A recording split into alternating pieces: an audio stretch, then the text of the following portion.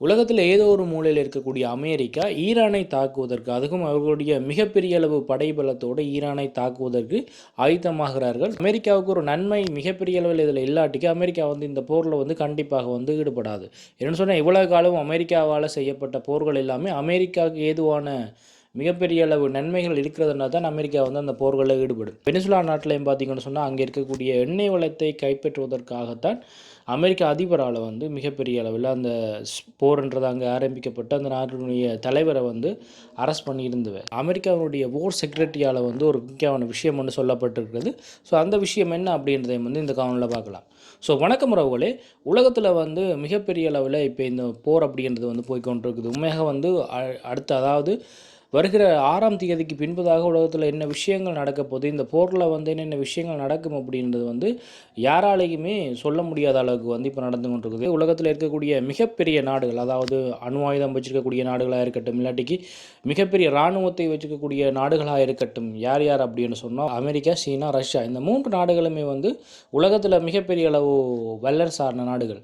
So இப்போ இந்த போரில் 2 நாடு, அதாவது ஈரான் பக்கம் யார் யார் இருக்கிறார்கள் அப்படின்னு சொன்னால் ரஷ்யாவும் சீனாவும் இருந்து தான் அவர்களுக்கு முக்கியமான தகவல்களை வழங்குவதாக இருக்கட்டும், இல்லாட்டிக்கு பெரிய அளவு ஈரானுக்கு சப்போர்ட்டாக இருக்கிறது இந்த 2 நாடுகளுமே இருக்குது அப்படின்றத யார் இப்போ ஓரளவுக்கு வெளியில் சொல்லியிருக்கிறார் அப்படின்னு சொன்னால், அமெரிக்காவுடைய வார் செக்ரட்டரியாக இருக்கக்கூடியவர் இந்த ஒரு விஷயத்தை வெளிப்படையாக இன்றைய நாளில் கதைச்சிருக்கிறார்.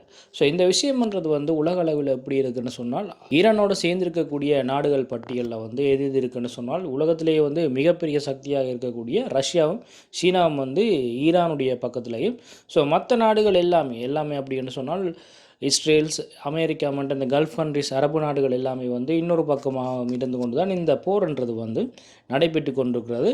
இதால் தான் ஈரானால் மிகப்பெரிய அளவில் துல்லியமாக தாக்கக்கூடியதும், இவ்வளவு காலமே இந்த போரை கொண்டு போகிறதுக்கு ஈரானால் முக்கியமான காரணம் சீனாவும் ரஷ்யாவும் இந்த போருக்கு பின்னால் இருக்கிறதான ஒரு முக்கியமான ஒரு காரணமாக பலரால் பேசப்பட்ட நிலையில் இதை அமெரிக்காவுடைய வார் செக்ரட்டரியை இந்த ஒரு விஷயத்தை வெளிப்படையாக சொல்லியிருக்கிறார். இலங்கையில் பார்த்திங்கன்னு சொன்னால், இன்றைக்கு 31ஆம் தேதி, நாளைக்கு 1ஆம் தேதி.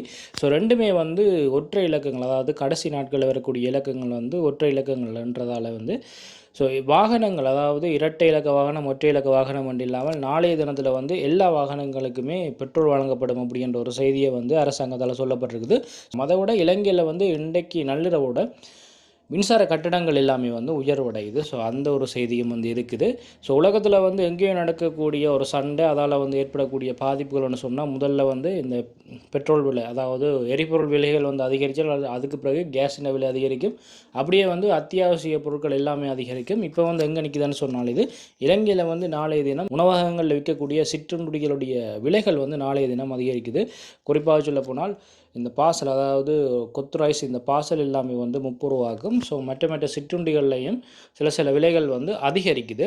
நாளைய தினம் இந்த விஷயங்கள் அமுலுக்கு வர இருக்கிறது. விலை அதிகரிப்புகள்ன்றது எங்களுடைய நாட்டுக்கு மட்டும் இல்லை, உலகத்திலேயே இந்த போர்ன்றது முக்கியமாக ஆரம்பித்தவர்கள் சொன்னால் அமெரிக்காவில் தான் இந்த போர் அப்படின்றது ஆரம்பிக்கப்பட்டது. ஸோ அவர்களுடைய நாட்டிலேயே இப்போ என்ன நடந்திருக்குன்னு சொன்னால், கேஸினுடைய ப்ரைஸ் எல்லாம் அதிகரிச்சிருக்குது. அதாலே மிகப்பெரிய போராட்டங்கள் எல்லாம் அமெரிக்காவில் நடந்து கொண்டிருக்கிறது இப்போ பலருக்கு தெரிஞ்சிருக்கும்.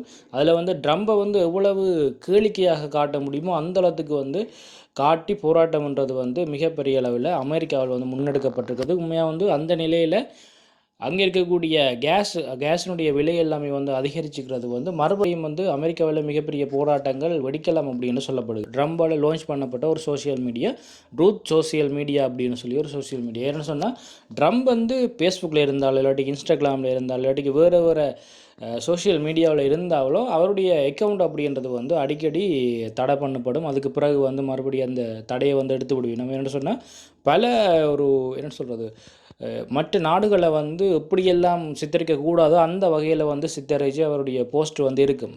எப்படியெல்லாம் மற்றவங்கள பேசக்கூடாதோ அப்படியெல்லாம் மிக மிக ஒரு தவறான முறையில் பேசுகிறதா அவருடைய போஸ்ட்டுகள் அமைஞ்சிருக்கிறதால அடிக்கடி அவருடைய அக்கௌண்ட் அப்படின்றது சில அக்கௌண்ட்கள் தூக்கப்பட்டு கூட இருக்கிறது. ஸோ இதால் தனக்கண்டே ஒரு சொந்தமாக அமெரிக்க அதிபரால் ட்ரூத் சோசியல் மீடியா அப்படின்றது லான்ச் பண்ணப்பட்டது. ஸோ அந்த ட்ரூத் சோசியல் மீடியாவில் தான் இப்போ நிறைய விஷயங்கள், இந்த போர் சம்பந்தமான நிறைய விஷயங்கள் டொனால்ட் ட்ரம்பால் விடப்பட்டு கொண்டிருக்குது. அதில் இப்போ கடைசியாக அவர் போட்டிருக்கக்கூடியது என்னென்னு சொன்னால், ஸோ இந்த போர்ன்றது வந்து அவருடைய நேட்டோ அமைப்புகளில் வந்து பல பணக்கார நாடுகள் இருக்குது. அவருடைய நண்பர்களாக, அதாவது அமெரிக்காவுடைய நண்பர்களாக வந்து மிகப்பெரிய பணக்கார நாடுகள் எல்லாமே இருக்குது. ஸோ இந்த நாடுகள்கிட்ட வந்து இந்த போருக்கு ஒரு உதவியை கேட்டிருந்தார். அதாவது தங்களுடைய இராணுவத்தையும் இந்த இராணுவ கப்பல்கள் எல்லாத்தையுமே வந்து அனுப்ப சொல்லி. பட் எந்த ஒரு நாடுமே வந்து இதுக்கு வந்து நேரடியாக கப்பல்களையோ இல்லாட்டி இராணுவங்களையோ வந்து அனுப்பவில்லை. ஸோ இதில் வந்து கடைசி அவர் என்ன சொல்லியிருக்கிறார் அப்படின்னு சொன்னால், உங்களுக்கு தேவையான ஓயில் அப்படின்றது வந்து அமெரிக்காட்ட இருந்து வாங்கிக்கொள்ளுங்க, இல்லாட்டிக்கு நீங்களே போயிட்டு வந்து அங்கே இருக்கக்கூடிய, அதாவது ஈரானோட சண்டையை பிடிச்சி உங்களுக்கு இருக்கக்கூடிய ஓயில், அதாவது நீங்கள் எடுக்கக்கூடிய ஓயிலை வந்து அங்கேருந்து எடுத்துகிட்டு வாங்க அப்படின்ற மாதிரி ஒரு போஸ்ட் ஒன்றை போட்டிருக்கிறார். அதில் வந்து மிகவும் வந்து எப்படி ஒரு நாட்டை வந்து கதைக்கக்கூடாது அந்த முறையில், அதாவது எப்படி ஒரு நாட்டை வந்து பேசக்கூடாது, அதுவும் ஒரு அதிபராக இருந்து கொண்டு பேசக்கூடாது அந்த ஒரு முறையில் அமெரிக்கா வந்து இப்போ, அதாவது அமெரிக்க அதிபரால் யூகேயை பார்த்து பேசப்பட்டிருக்குது. போஸ்ட்டில் வந்து என்ன சொல்லப்பட்டிருக்குதுன்னு சொன்னால், உங்களுக்கு வந்து ஒரு கொஞ்சமாவது தைரியம் இருந்தால் நீங்களே போயிட்டு அந்த ஈரானில் இருக்கக்கூடிய எண்ணெய் கப்பல்களை வந்து கொண்டு வாருங்கள், அதாவது உங்களுடைய எண்ணெய் கப்பல்களை வந்து கொண்டு வாருங்கள் அப்படின்னு சொல்லியிருக்கிறார். என்னென்னு சொன்னால், ஏகப்பட்ட நாளுடைய எண்ணெய் வளங்கள் வந்து இப்போ எங்கே, அதாவது கப்பல்கள், ஏற்றப்பட்ட கப்பல்கள் வந்து எங்கே இருக்குதுன்னு சொன்னால், இந்த ஹோர்முஸ் ஜலசந்தி வழியாக பயணிக்கிறதுக்கு வந்து நங்கூரமிடப்பட்டு அங்கேயே காத்திருக்கிறது. யாராவது வந்து அந்த கடல் வழியை வந்து தாண்ட வேண்டும்னு சொன்னால் அது வந்து ஈரானுடைய நட்பு நாடுகளுக்கு மட்டும்தான் இதுவரையில் வந்து அனுமதி வழங்கப்பட்டிருக்குது. மிச்ச எந்த நாடுகளுமே வந்து இந்த பாதையை வந்து பாவிக்க முடியாது இதுவரைக்குமே. ஸோ இந்த அறிவித்தல் அப்படின்றது தான் விடப்பட்டிருக்குது. இங்கே இருக்கக்கூடிய அமெரிக்கான்றது வந்து இப்போ மத்திய கிழக்கு நாடுகளில் வந்து தன்னுடைய 50,000 படைகளை கிட்ட நிலைநிறுத்தி இந்த போரை வந்து தொடங்குவதற்கு முக்கியமான ஒரு காரணமாக வந்து மிகப்பெரிய அளவில் இப்போ வந்து சொல்லக்கூடியது என்ன ஒரு விஷயம் என்று சொன்னால், அமெரிக்காவில் இருக்கக்கூடிய, அதாவது உலகத்திலேயே வந்து எண்ணெய் வளம் அதிகமாக இருக்கக்கூடிய நாடுகளை வந்து இப்போ அமெரிக்கா கையகப்படுத்த தொடங்கி இருக்கிறார்கள். அதுவும் வெனிசுலா அப்படின்றது வந்து உலகத்திலேயே முதலாவது அதிக எண்ணெய் வளம் கொண்ட நாடாகவும், அடுத்ததாக இந்த பட்டியலில் ஈரானும் இருப்பதாக வந்து இப்போ சொல்லப்படுகிறது. ஸோ அதற்காகத்தான் இந்த அமெரிக்கா தன்னுடைய கட்டுப்பாட்டுக்குள்ளே தான் இப்போ வெனிசுலாவை வந்து வச்சிருக்கணும். ஸோ அதே மாதிரி அடுத்ததாக ஈரானையும் தங்களுடைய கட்டுப்பாட்டில் வச்சிருந்தால் உலகத்தில் வந்து மிகப்பெரிய ஒரு எண்ணெய் வர்த்தகத்தை வந்து அமெரிக்காவில் செய்ய முடியும் அப்படின்றதான் உண்மையான விஷயம். ஸோ அதுக்காகத்தான் இந்த நாடுகளை வந்து தங்களுடைய கட்டுப்பாட்டுக்கு வச்சுக்கிறதுக்காக இவ்வளோ பெரிய போர்களை வந்து அமெரிக்கா நடத்தி வருவதாக இப்போ வந்து இதை வந்து இந்த விஷயத்தை பற்றி கதைக்கு ஒழிக்கிட்டு இருக்கலாம். ஸோ இது கூட ஒரு முக்கியமான காரணமாக இருக்கலாம். என்ன சொன்னால், இந்த போருக்கான செலவினங்கள் அப்படின்றது வந்து அமெரிக்காவுக்கு மிகப்பெரிய அளவில் இருக்குது. இந்த போருக்கான செலவினங்களை கல்ஃப் கண்ட்ரிஸ், அதாவது ஈரானை தவிர்ந்த, ஈரானுக்கு ஆதரவு இல்லாமல் இருக்கக்கூடிய அந்த கல்ஃப் கண்ட்ரிஸ் எல்லாமே வந்து இந்த செலவினங்களை பொறுப்பேற்க வேண்டும் என்று கூட டொனால்ட் ட்ரம்பால் வந்து இப்போ அண்மை காலங்களில் சொல்லப்பட்டது எல்லாருக்குமே வந்து தெரிஞ்சிருக்கும். ஸோ அந்தளவு வந்து மிகப்பெரிய செலவினம்ன்றது வந்து அமெரிக்காவுக்கு இப்போ இந்த போர்களில் இருந்து கொண்டு இருக்குது. கிட்டத்தட்ட 100 பில்லியன் அளவுக்கான லாபம் அப்படின்றது வந்து ஈரானுக்கு இருக்கும் அப்படின்னு சொல்லப்படுது. மிகப்பெரிய ஒரு தொகை. இதால் வந்து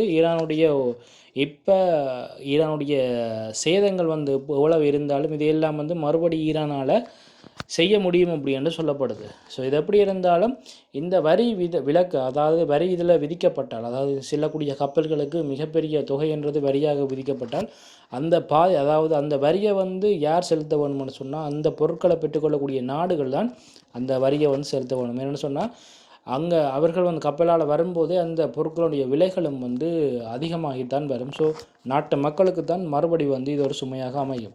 ஸோ இது வந்து பல மாதங்களுக்கு நீடிக்கப்பட்டால் மிகப்பெரிய ஒரு பொருளாதார மந்தம் அப்படின்றது வந்து உலக அளவில் ஏற்படும். ஸோ இந்த போரும் வந்து மிகப்பெரிய அளவில் நீண்டு கொண்டு தான் போகும் அப்படின்னு சொல்லப்படுது. என்ன சொன்னால், அமெரிக்கா தரைவழி தாக்குதலை நடத்தினா கண்டிப்பாக இந்த போர் அப்படின்றது வந்து இன்னும் பல மாதங்களுக்கு நீடிக்கலாம் அப்படின்னு சொல்லப்படுது.